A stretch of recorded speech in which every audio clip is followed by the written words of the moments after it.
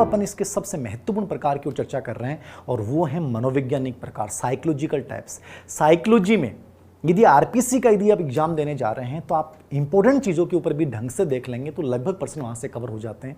आज तक का जो व्यक्तित्व के प्रकारों का वर्गीकरण है इसमें 70% जो हैं वो इस दृष्टिकोण से पूछे गए हैं। कौन से दृष्टिकोण से? मनोवैज्ञानिक प्रकार, साइकोलॉजिकल प्रकार।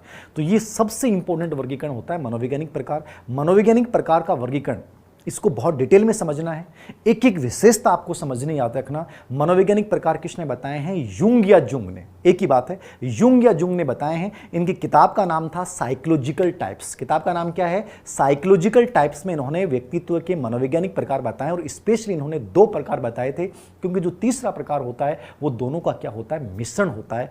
तो मनोवैज्ञानिक प्रकार यूंग या जुंग का वर्गीकरण एग्जाम में बहुत बार आ चुका है। किताब का नाम क्या है? Psychological types. आधार भी क्या है? मनोवैज्ञानिक प्रकार। कितने प्रकार बताए थे? मूल रूप से 2 प्रकार।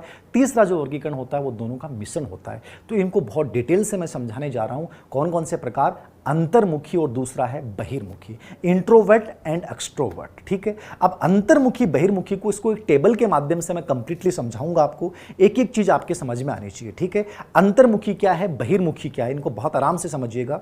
एक प्रकार से मैं कहूंगा रटना मत आप। कैसे नहीं? कोई भी चीज को आप पढ़ रहे हैं तो अपने ऊपर ले लो, साइकोलॉजी को अपने से जोड़ लो, आत्मसात कर लो। अंतर्मुखी और बहिर्मुखी को थोड़ा सा मैं अंतर बताने से पहले एक माइंड में इमेज क्रिएट करना चाहूंगा आपके। इंट्रोवर्ट कौन है? इंट्रोवर्ट का मतलब, अंतर्मुखी का मतलब जिसके नाम से लग रहा है जो अपने आप तक सीमित है और से कोई मतलब नहीं है, बाहर दुनिया में क्या हो रहा है मुझे कोई मतलब नहीं है, बस मुझे मुझसे मतलब है। बहिर्मुखी बाहर परिलक्षित हो रहा है, मतलब जिसको देखकर आप अनुमान लगा लो यार ये आदमी बड़ा इंटरेस्टिंग है, ये आदमी बड़ा जोरदार है आदमी। मतलब कैसे पता लगा आपको? आप तो बातें नहीं की आपने उस इंसान को देखा और देखते ही आपके माइंड में आ गया कि यार पर्सनैलिटी बड़ी गजब की है, वो व्यक्ति तो कौन सा होगा साहब? बहिर्मुखी होगा। लेकिन जिसके लक्षण प्रकट नहीं हो रहे हैं, आपको अनुमान ही नहीं लग रहा है वो आदमी कैसा है, वो व्यक्ति तो दोस्तों कौन सा होता है? अंतर्मुखी होता है। तो अंतर्मुखी बहिर्मुखी माइंड में इमेज क्या करनी है? एक ऐसा व्यक्ति अंतर्मुखी का मतलब जिसको किसी से मतलब नहीं है, एकांतवासी है, संकोची है, किताबी कीड़ा है, पढ़ाई से मतलब है, अपनी चीज़ों से मतलब है, बाहर समाज से, राजनीति से, किसी भी चीज़ से कोई मतलब नहीं। बहिर्मुखी जो दूसरों के लिए जीता है, हर जगह उत्साह से युक्त वाचाल है, हर सामाजिक कार्य में, राजनीतिक कार्यों में, नेतृत्व की भावनाओं में, हर जगह आशावादिता ढूंढ लेता, डिसीजन पावर बड़ा गजब का होता है। मतलब एक इमेज माइंड में क्रिएट कर लें कि साहब ये बहिर्मुखी है और ये साहब अंतर्मुखी है।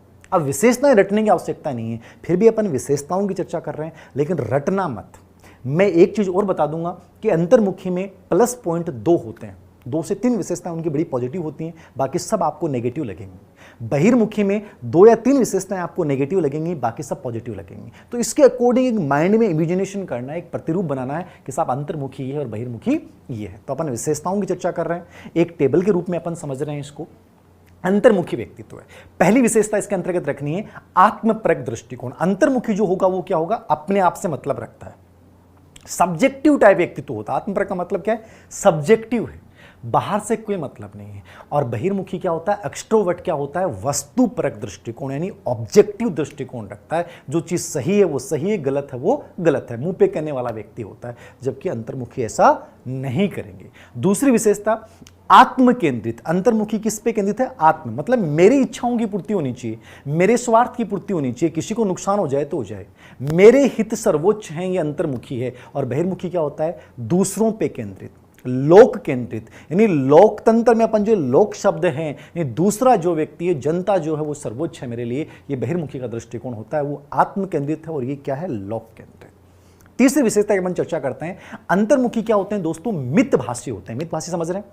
मतलब अब बहुत कम, अति आवश्यकता होगी कि साहब बोलना ही पड़ेगा, अति आवश्यकता होगी वरना नहीं बोलेंगे, चुपचाप गुमसुम सा चेहरा है, बैठा रहता है। बहुत ही आवश्यकता पड़ गई कि रात के 10 बज गए, घर वालों ने खाना नहीं दिया, तब जाके बोलेगा मम्मा खाना, इतना सा, वो भी मम्मा खाना, इससे ज्यादा नहीं बोलेगा। बहिर्मुखी को खाना मत दो साहब 10 बजे तक, अड़ोसी पड़ोसी सबको पता चल जाएगा कि आज टाबरियान रोटी कौन डाली। ठीक है, मतलब इतना वाचाल होता है साहब बहिर्मुखी कि आपके बगल में 1 घंटे बैठ जाए तो आपका सर दर्द होना शुरू हो जाएगा। यार इतना भी कोई बोलता है, मतलब बिना बक बक के रह नहीं सकता, जबकि अंतर्मुखी बोलता ही नहीं है, उसको तो हमें पुचकार के बुलाना पड़ता है। तो वो मितभाषी है और बहिर्मुखी क्या साहब? वाचाल है। चौथी विशेषता सामाजिकता का भाव। अंतर्मुखी को समाज से कोई मतलब नहीं, ठीक है। मतलब घर में भी कार्य है ना, तो उसको इतना ही मतलब है कि मेरा टाइम पे डिनर करना है, खाना खाना है, घर में कौन मेहमान आ रहे हैं, किससे कैसे बात करनी है, कोई मतलब नहीं है।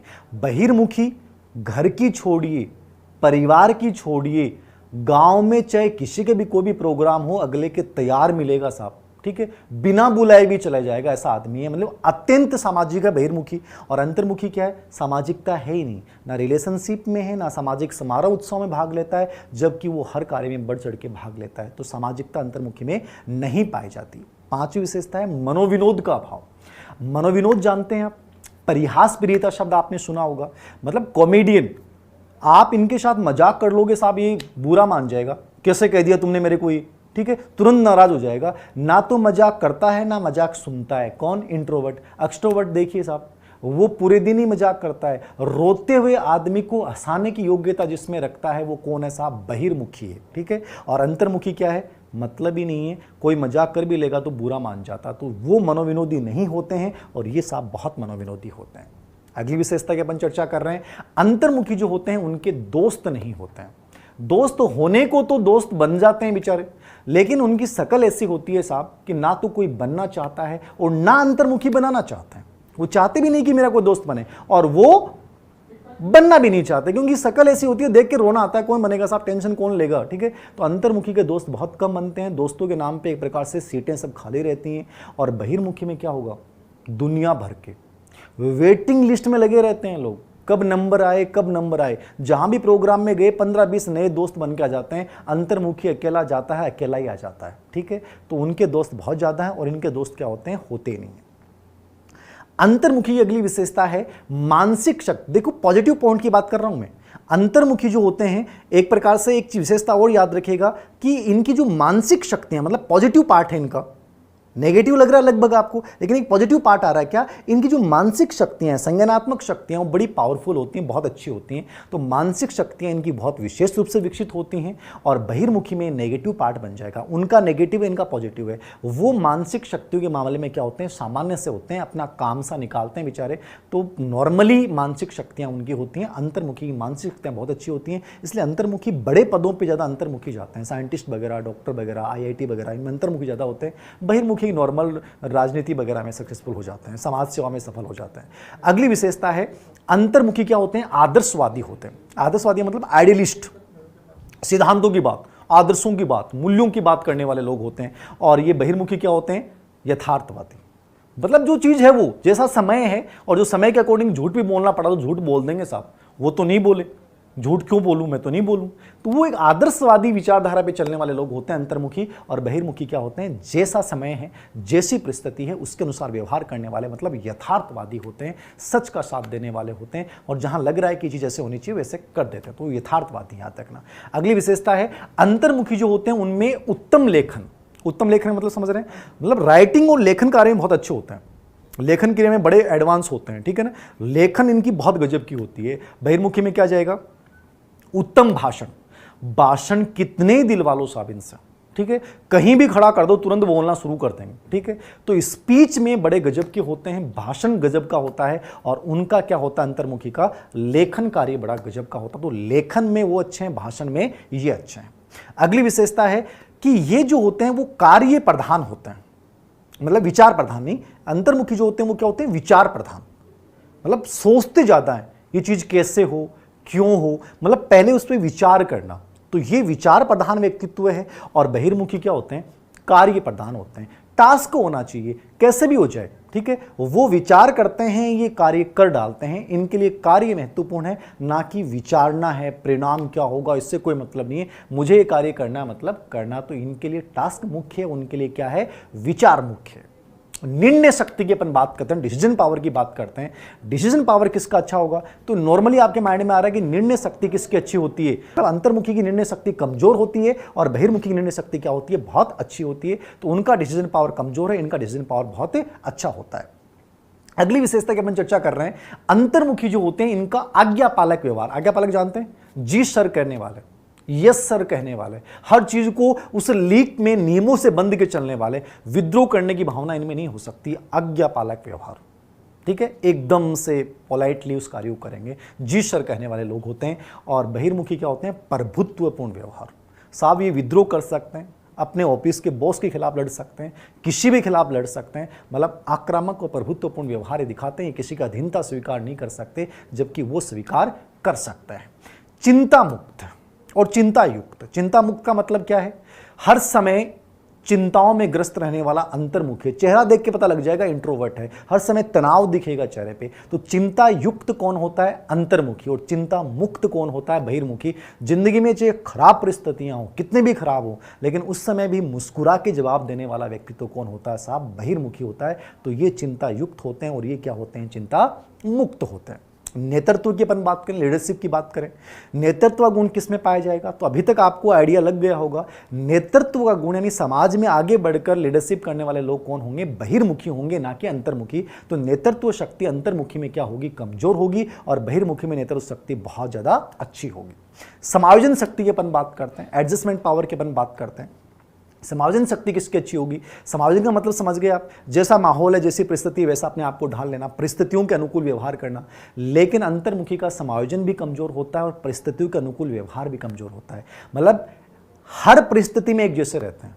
खुशी के माहौल में भी मुंह बना के रख रखा है, दुख के माहौल में मुंह बना रखे रखा है। बहिर्मुखी क्या होते हैं? खुशी के माहौल में एंजॉय करेंगे, दुख के माहौल में जोर जोर से रोएंगे, ऐसा लगेगा अगले को यार इसको सबसे अधिक दुख हो रहा है। जबकि अंतर्मुखी को देख के तो आइडिया नहीं लगेगा यार खुश कब होता है और रोता कब है। ठीक है, उनका चेहरा हमेशा एक जैसा रहता है, जबकि इनके चेहरे पे हर समय परिस्थिति के अकॉर्डिंग बदलते रहते हैं। तो ये एडजस्टमेंट पावर इनका बहुत अच्छा होता है। अगली विशेषता है कि ये एकांतवासी होते हैं। एकांतवासी कौन होते हैं? ये प्रश्न आया हो भी एग्जाम में, याद रखना। एकांतवासी वाला, मितभाषी वाला, मानसिक शक्तियों वाला, आत्मकेंद्रित वाला, ये बहुत महत्वपूर्ण विशेषता है। एकांतवासी का मतलब क्या है? अपने आप से चुपचाप अकेले रहने वाले, किसी इनको अच्छा नहीं लगता है कोई इनके बीच में आके बैठे इनसे बात करे, डिस्टर्ब करे, नहीं, चुपचाप अपनी किताबों में लगे रहते हैं। इसलिए कहते हैं कि एकांतवासी भी होते हैं और अध्ययन में विशेष योग्यता रखते हैं, पढ़ाई में बहुत अच्छे नंबर होते हैं इनके, याद रखना। और बहिर्मुखी जो होते हैं वो एकांत में कभी नहीं रह सकते, वो समूह के मध्य रहते हैं, दोस्तों के मध्य रहते हैं, और इनकी जो पढ़ाई का लेवल है वो एकदम नॉर्मल होता है। काम सो निकाला आपको कौन? बहिर्मुखी। अंतर्मुखी का अध्ययन का लेवल बहुत अच्छा होता है, इनका अध्ययन का लेवल क्या होता है? सामान्य होता है। ये अंतर्मुखी जो होते हैं, याद रखना, वो एक प्रकार से स्वभाव जो इनका नेचर होता है वो शर्मिला स्वभाव होता है। कहते हैं लज्जा इसको आती है, छोटी छोटी बातों के ऊपर शर्माने, लड़कियों की तरह शर्माते हैं ये लोग। कौन? अंतर्मुखी। और बहिर्मुखी क्या होते हैं? स्पष्टवादी होते हैं। इनको कभी भी किसी प्रकार की कोई लज्जा नहीं आती, जिसको कहना है, जिसके मुंह पे कहना है, तुरंत बोल देंगे, चाहे वो सही हो चाहे गलत हो। अंतर्मुखी की अगली विशेषता की अपन चर्चा कर रहे हैं कि अंतर्मुखी जो होते हैं वो आध्यात्मिक और साहित्य प्रधान, ये सेकंड ग्रेड में आया हुआ प्रश्न है, मतलब भगवान को ज्यादा मानते हैं, आध्यात्मिक विचारों से प्रेरित होते हैं, तो साहित्य में विशेष रुचि रखते हैं, आध्यात्मिक विषय में रुचि रखते हैं। और ये जो होते हैं ना बहिर्मुखी, ये राजनीतिक, जैसे अभी कोई मुद्दा चल रहा है देश का, राज्यसभा चुनाव चल रहे हैं, ठीक है, चीन भारत का तनाव चल रहा है, तो इसके ऊपर चर्चा में भाग लेंगे, मतलब सामाजिक और राजनीतिक विषय पे चर्चा ज़्यादा करते हैं, और वो आध्यात्मिक और धार्मिक विषय पे चर्चा करते हैं। ये इनमें मेजर डिफरेंस है। अब आपको ज़्यादा दिमाग नहीं लगाना, रटना नहीं है, सिंपल से याद रखें।